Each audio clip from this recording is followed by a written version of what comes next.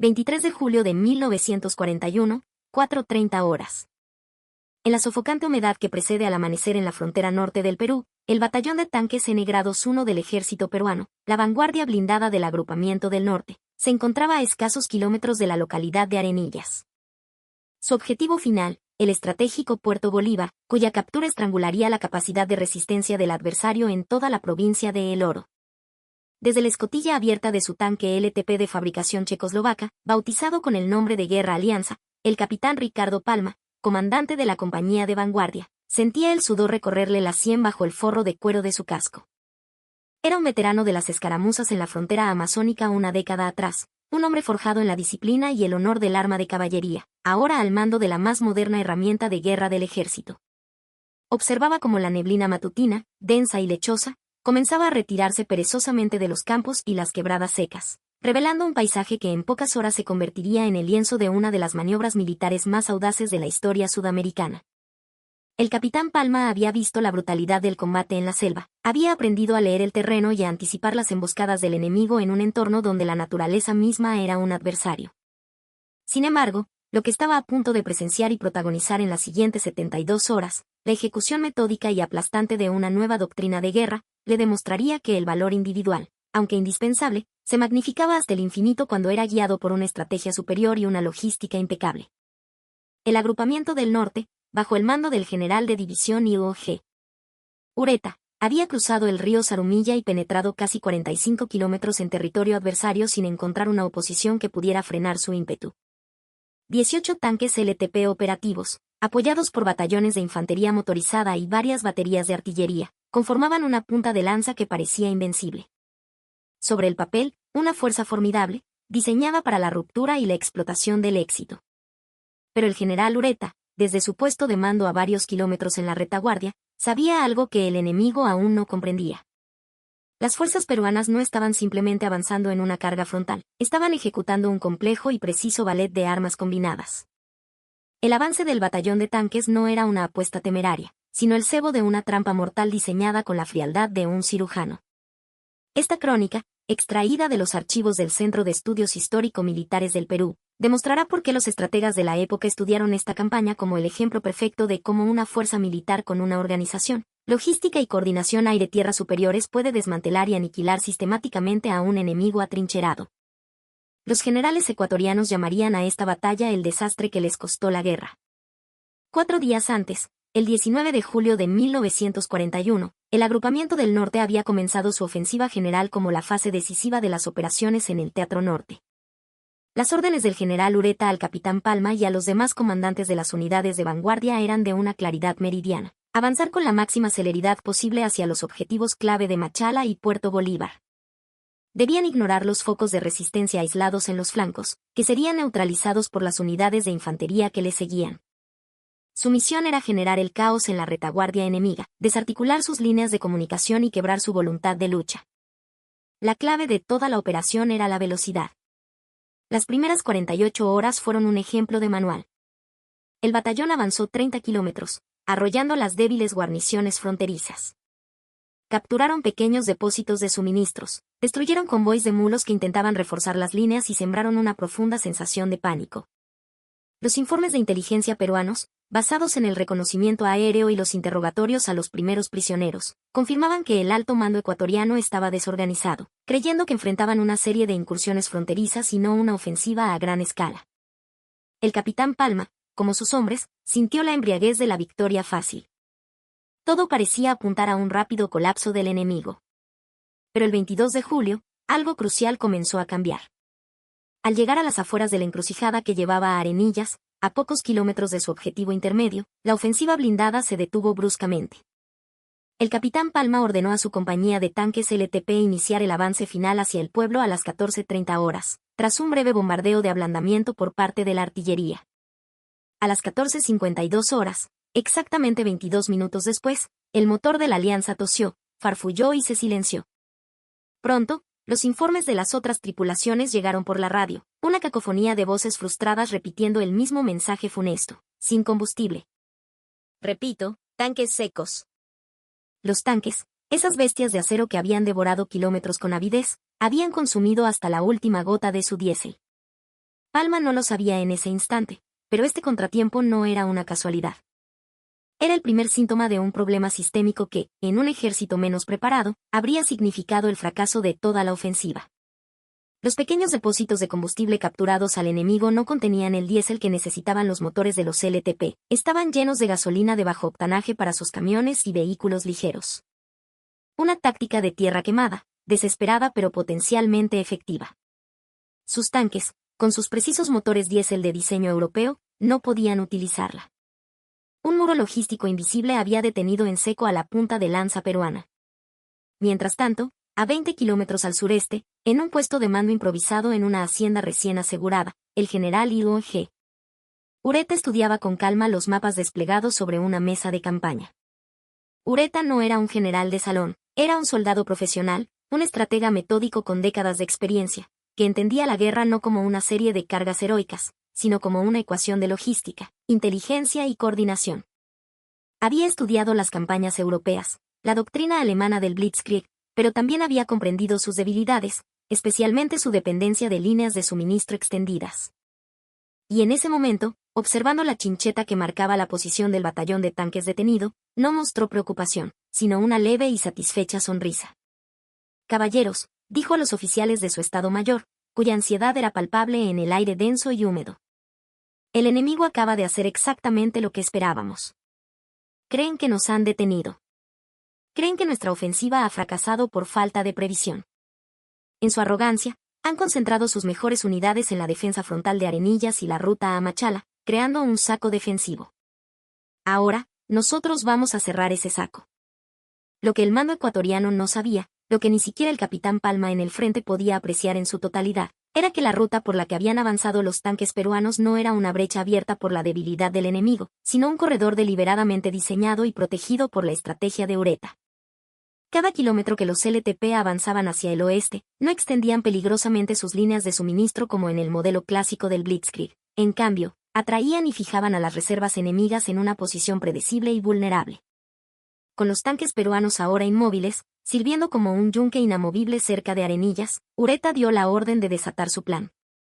A las 6 horas del 23 de julio, mientras el sol comenzaba a disipar la bruma, dos potentes destacamentos de infantería motorizada y caballería del agrupamiento del norte, que habían avanzado de forma encubierta por rutas secundarias, comenzaron a moverse desde el norte y el sur. No atacaron frontalmente las posiciones que enfrentaban a los tanques de Palma. Su movimiento era envolvente. El destacamento Chiclayo, al mando del coronel E.P. Carlos O'Donovan, atacó desde el norte, cerca de Quebrada Seca, cortando la carretera principal que conectaba Arenillas con Puerto Bolívar, la principal vía de suministro y escape. Simultáneamente, el destacamento Piura, bajo el mando del teniente coronel Manuel A. Odría, se lanzó desde el sur, bloqueando la ruta de escape hacia el este, en dirección a la sierra. A las 8:45 de la mañana, la trampa se había cerrado. Las fuerzas ecuatorianas que defendían el sector de Arenillas, la élite de su ejército en esa frontera, estaban completamente rodeadas en un área de apenas 10 kilómetros cuadrados. El capitán Palma, al escuchar por la radio las noticias de los avances en sus flancos, comprendió la genialidad del plan. Sus tanques no habían sido detenidos por un error, habían sido la pieza clave para fijar al enemigo en el lugar preciso para su aniquilación. El comandante ecuatoriano del sector, un coronel de apellido Velasco, intentó desesperadamente reagrupar a sus hombres.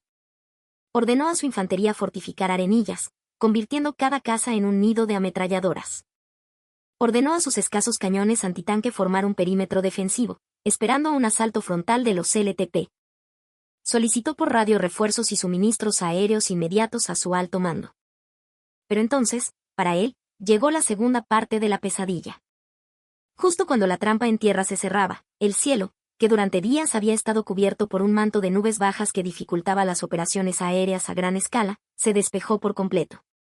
Y con el cielo despejado, llegó algo para lo que las fuerzas ecuatorianas no estaban preparadas, la abrumadora superioridad aérea peruana.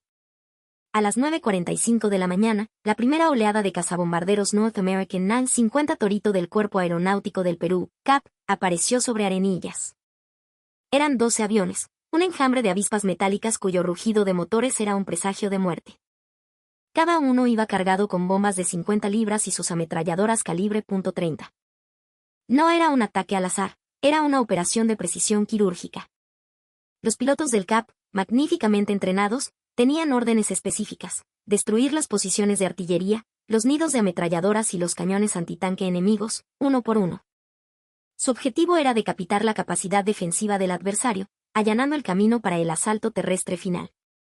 Fue en el fragor de estas misiones donde el nombre del teniente Cap José Abelardo Quiñones González se grabaría con fuego en el panteón de los héroes nacionales. Su avión, alcanzado por el fuego antiaéreo enemigo, se convirtió en una antorcha volante. En lugar de eyectarse, Quiñones, en un acto de supremo sacrificio, dirigió su máquina en llamas contra la principal batería antiaérea que hostigaba a sus compañeros, silenciándola para siempre. Su inmolación no fue en vano, fue el símbolo del espíritu de la Fuerza Aérea del Perú. El primer ataque, de 9:45 a 10:10, resultó en la destrucción de 3 cañones antitanque y el silenciamiento de múltiples emplazamientos de ametralladoras. El segundo ataque, de 10:40 a 11:05, con el apoyo de bombarderos ligeros Caproni K-310, pulverizó el puesto de mando del coronel Velasco y cortó sus comunicaciones. El tercer ataque, de 11:30 a 12, se centró en las columnas de infantería que intentaban reorganizarse para un contraataque. Desde su posición, el capitán Palma y sus hombres observaban el espectáculo aterrador y sublime de su fuerza aérea desmantelando al enemigo desde el cielo. No podían hacer nada más que esperar, mientras sus camaradas del aire preparaban el golpe de gracia. Los soldados ecuatorianos, diseñados para una guerra de trincheras estática, se convirtieron en blancos impotentes, sin refugio efectivo, sin cobertura antiaérea adecuada y sin ninguna posibilidad de escapar. La pesadilla para la guarnición de Arenillas no había terminado. Ahora llegaba el acto final. A las 13 horas, mientras los toritos mantenían inmovilizados a los defensores supervivientes, los tanques LTP del Batallón de Tanques N-Grados 1 volvieron a la vida. Durante el bombardeo aéreo, las columnas de suministro peruanas, previstas por Ureta desde el inicio de la operación, habían llegado al frente, reabasteciendo a los blindados con el precioso diésel. Con los motores rugiendo de nuevo, comenzaron su asalto terrestre. El general Ureta no ordenó una carga masiva y frontal. Ordenó algo mucho más devastador, un ataque coordinado desde 3 ejes que colapsaría el perímetro defensivo sistemáticamente, empujando a los defensores hacia el centro del bolsillo, donde la artillería peruana ya tenía registradas las coordenadas. El capitán Ricardo Palma, a la cabeza de su compañía, lideraba el asalto desde el oeste, con el apoyo de 8 tanques. Otra compañía, con 7 LTP, atacaba desde el sureste, mientras la infantería motorizada de los destacamentos que habían cerrado el cerco presionaba desde el norte y el este. Eran casi 20 tanques y miles de infantes contra una fuerza enemiga desmoralizada, sin mando, sin apoyo pesado y aterrorizada por los ataques aéreos. Pero esta no era la batalla que la propaganda ecuatoriana había prometido a sus soldados. No era una defensa heroica en posiciones preparadas. Era un cerco, donde los tanques peruanos, apoyados por la infantería, atacaban desde múltiples ángulos a un enemigo inmovilizado que no podía concentrar sus escasos medios defensivos.